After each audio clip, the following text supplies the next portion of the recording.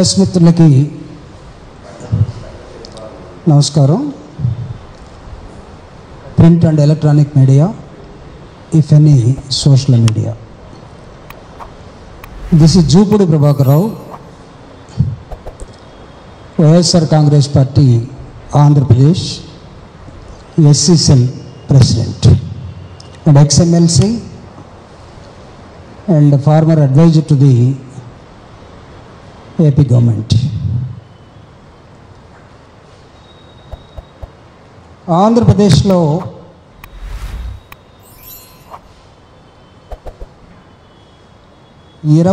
జనవరి 2024 ఒక ఆర్డినెన్స్ని assigned lands మీద తీసుకురావడం జరిగింది. ఈ ఆర్డినెన్స్ తర్వాత దాని మీద తీసుకున్నటువంటి అధికారులు కానీ, ఎక్స్పర్ట్స్ కానీ, మిగతా లెజిస్లేచర్ కానీ 1977కి ముందు 77 తర్వాత నిరుపేదలకి, నిరుపేద రైతులకి ఇళ్ల స్థలాల కోసం కానీ, వ్యవసాయ భూమి కోసం కానీ ప్రభుత్వం ల్యాండ్ని అసైన్ చేస్తుంటే వాటిని వాళ్ళు ఎవరికీ అమ్ముకోకూడదు అనే ఒక రూల్ తోటి ఆ రోజు ల్యాండ్ని అసైన్ చేయడం జరిగింది. ఇది మీ అందరికీ తెలుసు. ప్రెస్ మిత్రులు చాలామంది నా సోదరులు ఇక్కడే ఉన్నారు కాబట్టి, నేను కౌన్సిల్లో ఉన్నప్పుడు కూడా 2007 నుంచి 2015 దాకా కంబైన్డ్ కౌన్సిల్లో, అసెంబ్లీలో కానీ చాలాసార్లు దీని మీద చర్చ జరిగాయి. హైదరాబాదులో ఎక్కడైనా పొరపాటున ఒక 100 గజాలు, ఒక 50 గజాలు ఇళ్ల స్థలాల కోసం ఇచ్చుంటే విపరీతంగా పెరిగిపోతున్నటువంటి హైదరాబాదు ల్యాండ్ వాల్యూ పక్కనున్న వాళ్ళు 100 గజాలని ₹1,00,00,000 అమ్ముకుంటే దానిలో అసైన్డ్ రూపంలో తీసుకున్న పేదలు, దళితులు కానీ, రైతులు కానీ, లేకపోతే ఇళ్ల స్థలాల కోసం కానీ వీళ్ళెవరూ ఆ భూమిని అమ్ముకోవటానికి వీల్లేదు. మీరు జీవితకాలం దాన్ని అమ్ముకోకుండా ఉంటే అక్కడే ఉండండి, లేకపోతే వదిలేయండి, అంతేగాని you don't have any right to sell it out. ఇది ఆ రోజు ఉన్నటువంటి పరిస్థితి. దీని మీద నాకు తెలిసి గతంలో రాజశేఖర రెడ్డి గారు కానీ, అంతకుముందున్న ముఖ్యమంత్రులు కానీ, చంద్రబాబు నాయుడు గారు కానీ చర్చలు జరిగాయి. పెరుగుతున్నటువంటి ల్యాండ్ వాల్యూని మిగతా సమాజానికేమో మీరు అమ్ముకోండి అని వదిలేసి ప్రభుత్వం ద్వారా కొంతమందికి ఇచ్చి వాళ్ళు బాగుపడమని, వాల్యూ పెరుగుతూ ఉంటే వాళ్ళని అమ్ముకోకుండా ఉంచడం ప్రభుత్వమే వాళ్ళని ఇబ్బంది పెడుతున్నట్టు కదా.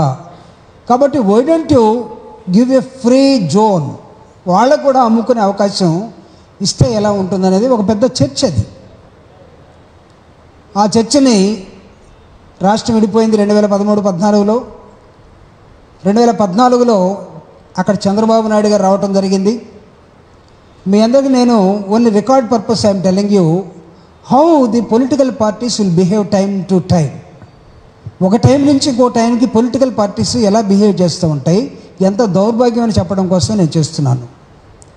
ఇది నేను మీకు ముందుగా చెప్పినట్టుగా గతంలో జరిగినటువంటి అనేకమైన డిస్కషన్స్ని చంద్రబాబు నాయుడు గారు 2019కి ముందు 18, 17 ఆ ప్రాంతంలో చాలా ఈ ల్యాండ్ మీద చాలా సీరియస్ చర్చ జరిపి ఆయనే వీలైతే ఈ ఇచ్చినటువంటి ఈ అసైన్డ్ ల్యాండ్స్ ఏవైతే ఉన్నాయో ఆ రైతులకి, ఆ పేదలకి, ఇళ్ల పట్టాలకి మొత్తాన్ని కూడా మనం విముక్తి కలిగించాల్సిన అవసరం ఉంది అని తనే ఒక నిర్ణయం తీసుకోవడానికి సిద్ధపడ్డాడు.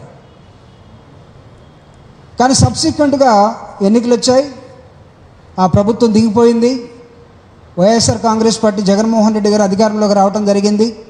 వచ్చిన తర్వాత కూడా 2019 నుండి 2024 మళ్ళీ ఎన్నికలు వచ్చే సమయానికి దీని మీద చర్చ జరిగి ఆఖరికి ఒక నిర్ణయానికి వచ్చి క్యాబినెట్ తీసుకున్న నిర్ణయం ఏంటంటే ఆంధ్రప్రదేశ్లో ఖచ్చితంగా దీన్ని మనం వాళ్ళకు కూడా ఫ్రీ జోన్ ఇవ్వాలి, వాళ్ళను కూడా మనం పైకి తీసుకురావాల్సిన ఉంది.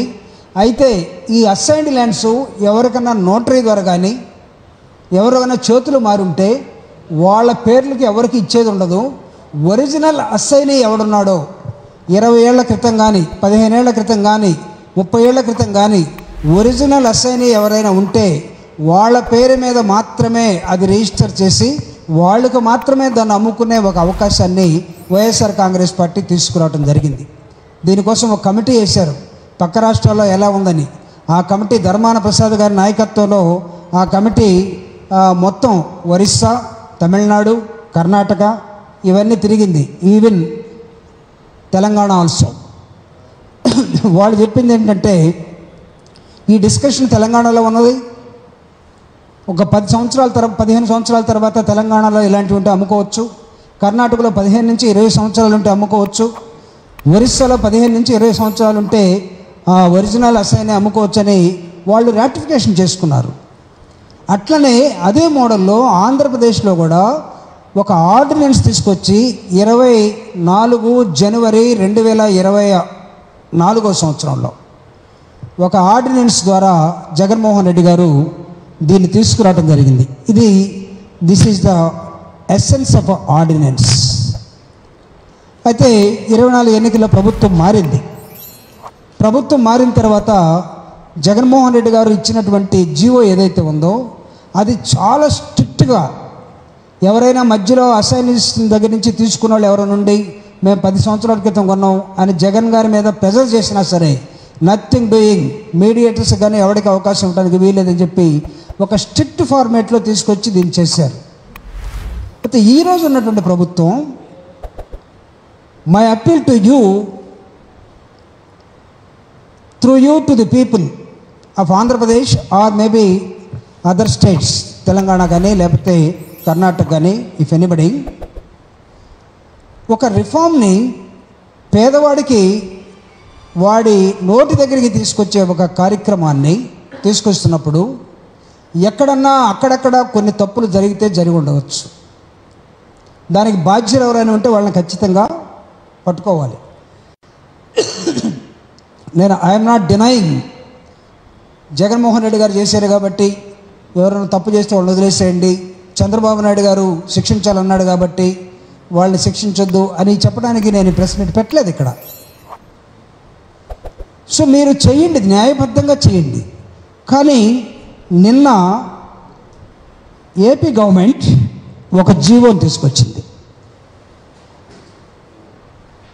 శ్రీనివాస్, నీ దగ్గర జీవో నీ దగ్గర ఉన్నట్టు.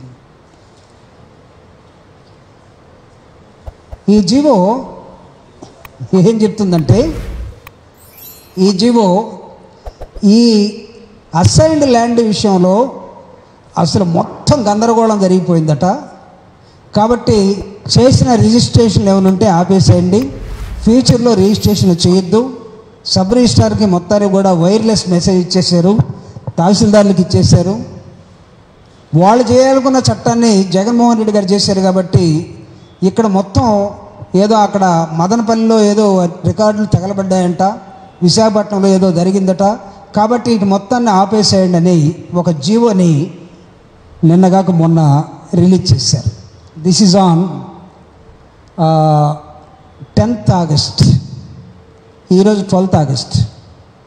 ఈ జీవో ఇచ్చిన 2 రోజుల తర్వాత నేను మాట్లాడుతున్నాను మీతోటి. కారణం ఏంటంటే, ఎన్నికల సమయంలో మేనిఫెస్టోలో తెలుగుదేశం పార్టీ ఆకాశంలో అమ్మ మనకు అన్నం పెట్టేటప్పుడు పిల్లవాడు అన్నం తినకపోతే చందమామ చూపించేది. ఎన్నికల సమయంలో మనకు చందమామను కిందకు తీసుకొస్తామని చెప్పాడు. చంద్రయాన్ మీద పోయిన వాళ్ళు ఏమయ్యారో తెలియదు, కానీ ఆయన మాత్రం అన్నీ తీసుకొస్తానన్నాడు. ఇప్పుడేమో ఇవన్నీ చేయాలంటే మతిపోతుంది, ప్రజలు మీరే ఆలోచించాలని చెప్తా ఉన్నాడు.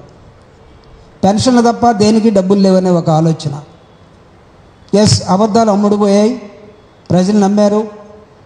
ప్రజలందరూ కూడా బాధపడుతున్న నేపథ్యం, ప్రజలు రివోల్ట్ కాకముందే వీళ్ళు ఏం చేస్తున్నారంటే, గత ప్రభుత్వంలో మొత్తం అవినీతి జరిగిపోయింది కాబట్టి ఆ అవినీతి మీద శ్వేతపత్రాలని తయారు చేసి ఒక్కొక్క శ్వేతపత్రాన్ని ఒక వారం రోజులు 10 రోజులు అసెంబ్లీ జరిగినప్పుడల్లా పెట్టి అసలు చేయాల్సిన పని మొత్తాన్ని కూడా పక్కన పడేసే ఒక నేపథ్యంలోకి ఈరోజు అక్కడ ఉన్నటువంటి పార్టీ రావటం జరిగింది.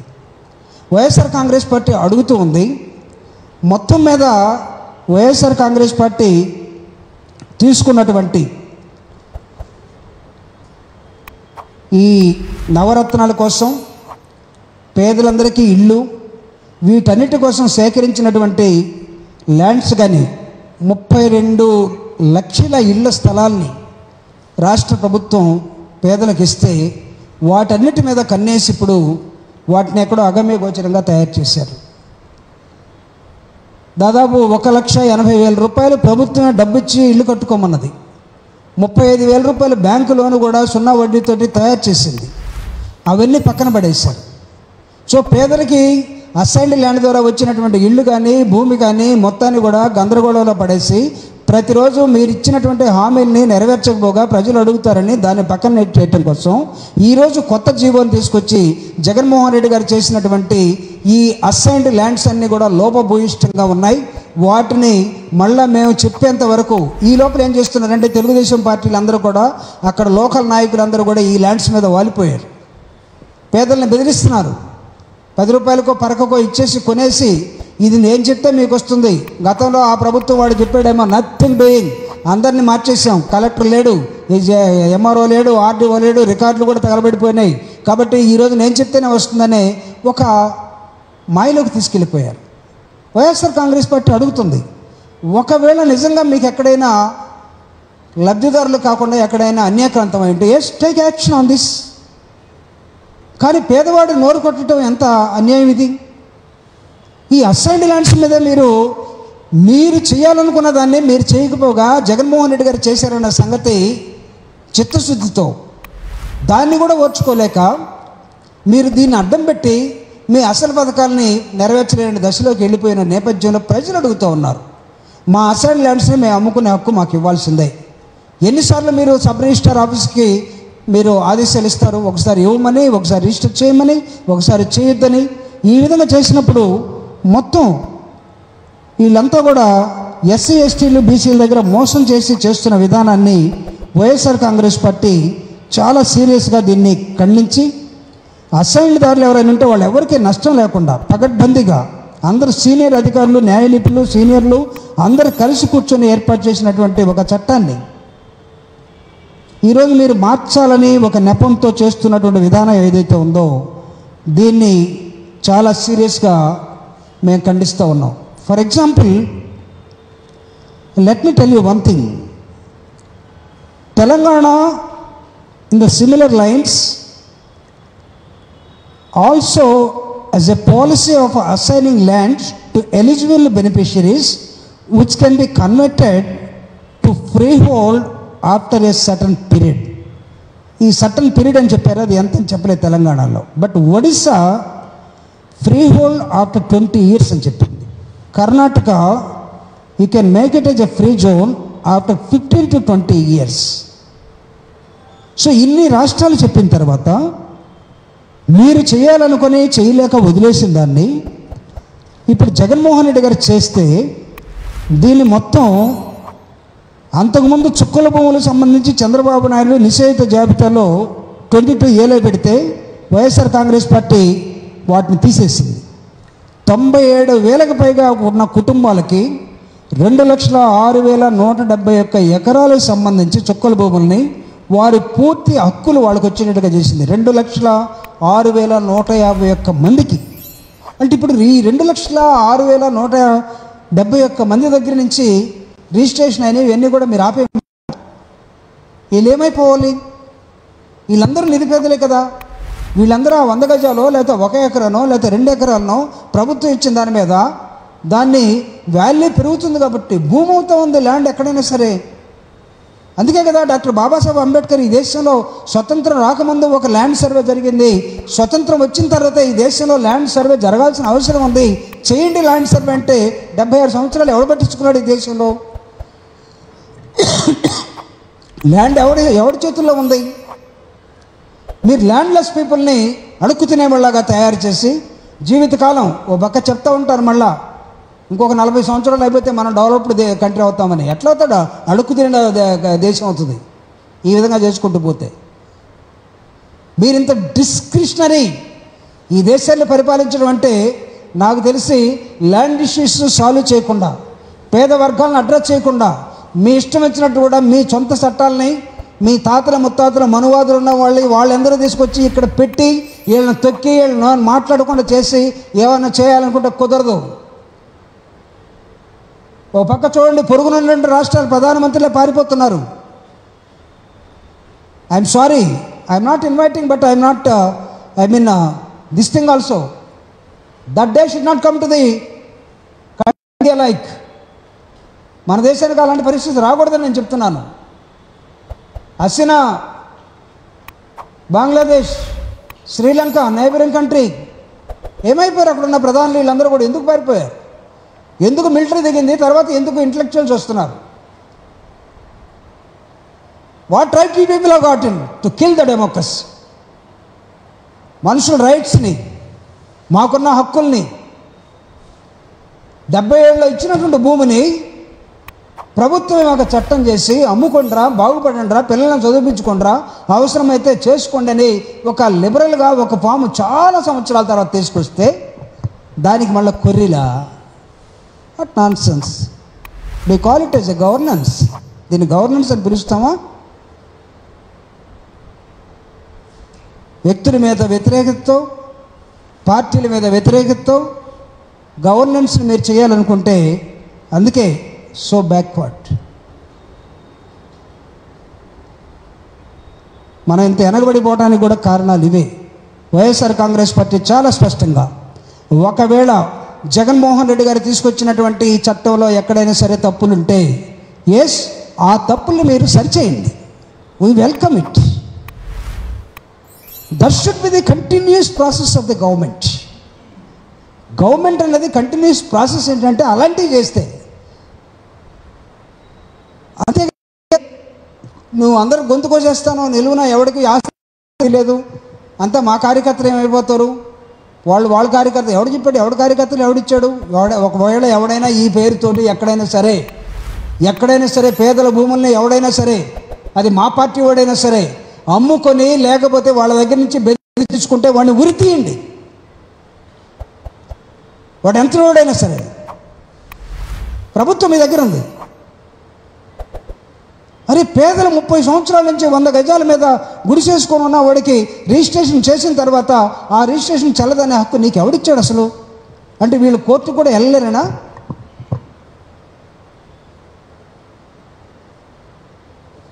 శాతగాని వాళ్ళంతా కూడా పరిపాలనలోకి వస్తే ఎట్లానే ఉంటుంది. I'm sorry. Do governance in a better way. If you can, if you don't know how to rule, better to get on. దిగిపోవటం మంచిది, ప్రజలు తిరుగుబాట్లు వచ్చే ముందు. కాబట్టి వైఎస్ఆర్ కాంగ్రెస్ పార్టీ అడుగుతూ ఉంది. మహారాష్ట్రలో, తెలంగాణలో, ఒడిస్సాలో ఒక టీము మొత్తం తిరిగి చేసినటువంటి ఒక ఆర్డినెన్స్, తద్వారా వచ్చినటువంటి ఒక జీవో, గవర్నర్ ద్వారా దీన్ని మొత్తాన్ని తిరిగి తోడి మీ ఎన్నికల మేనిఫెస్టోల్ని మీరు ప్రజలకి ఇవ్వలేక, చెప్పలేక, దీన్ని అడ్డం పెట్టుకొని బూచిని చూపించి మానేసే విధానం మానుకొని ప్రజల్ని ఏ విధంగా కాపాడాలో చూసుకోవాలని తెలుగుదేశం పార్టీకి తెలియజేస్తూ, వైఎస్ఆర్ కాంగ్రెస్ పార్టీ ఒకవేళ పేదవాడ హక్కుల్ని ఉన్నటువంటి ప్రభుత్వం తీసివేస్తుందంటే పేదల పక్షాన్ని నిలబడి జగన్ నాయకత్వంలో పోరాటం చేస్తుందని తెలియజేస్తూ ముగిస్తూ ఉన్నాను. Thank you very much. Any questions?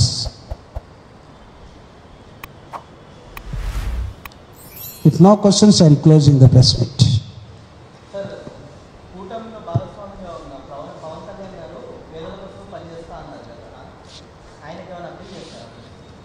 Yes, we appeal ఆయన పవన్ కళ్యాణ్ గారికి కూడా. పవన్ కళ్యాణ్ గారికి ఎందుకు, కూటమిలో ఉన్న మిగతా వాళ్ళకి కూడా చేస్తాను. అంటే బీజేపీ వాళ్ళు అడగద్దనా మీరు అనేది?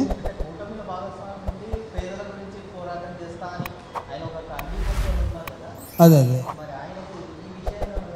ఎస్, మేము అప్పీల్ చేస్తాం. అంటే నేను సెకండ్ క్వశ్చన్ మిమ్మల్ని అడుగుతున్నా, అంటే బీజేపీ వాళ్ళు కూడా ఉన్నారు కదా, వాళ్ళని అడిగి కూడా లాభం లేదనా? అంటే వాళ్ళని అడగమంటావు వద్దంటావు?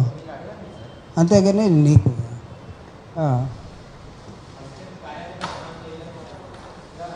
నెక్స్ట్ ఇది చాలా సీరియస్గా ఉంటుంది. ఇక్కడ ఉన్నటువంటి మేము చెప్పాం కదా 2,06,171 మంది లబ్ధిదారులు ఎవరైతే ఉన్నారో వాళ్ళందరినీ మేము కూడగడతాం, సంఘటితపరుస్తాం, వాళ్ళతో ఉద్యమాలు చేస్తాం. పేదవాడికి రావాల్సిన వాటాని, పేదవాడికి రావాల్సిన హక్కుని ఎవడైనా సరే తీసేస్తూ ఉంటే క్షమించేది లేదని కూడా చెప్తా ఉన్నాం.